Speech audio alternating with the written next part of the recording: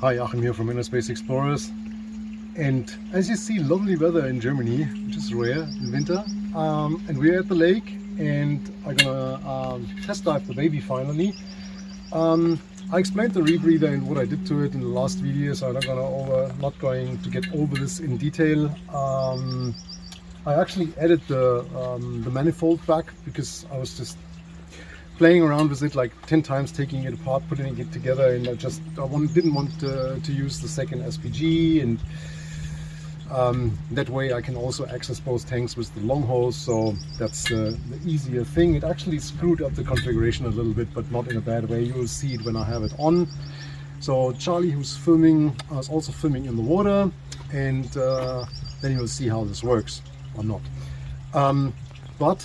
And this is what I love on this YouTube channel.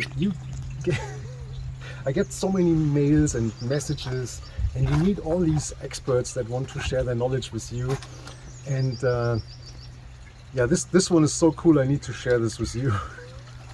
So I got a message from Chris Pro Diver, whatever that means, and I just read that to you. Hey dude, these breathers are not for amateurs or beginners. You will kill yourself and harm others with the crap you share. Good to know. These units do not work shallow, only very deep in caves. It's cave rebreather, obviously. They drop oxygen by 50%, and in your setup there's not even oxygen.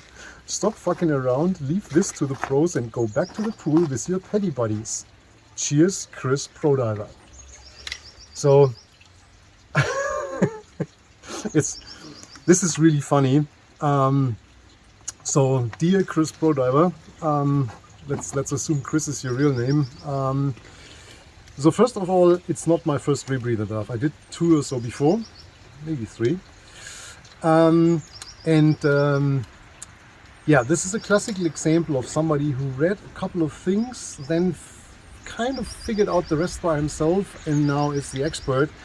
And obviously we need to talk about this. So first of all, these units do not work shallow, is not true. You can breathe it on dry land. It depends on what you put in there.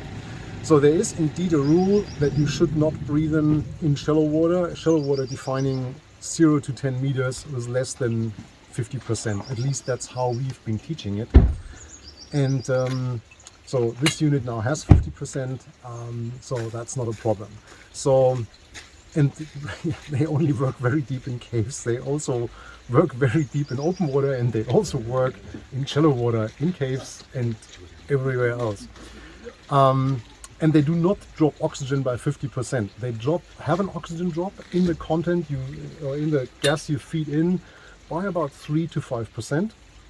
So if you dive for 50, you probably end up with something like a 45. If you dive for 32, you probably end up with something 27 to 29-ish in that era.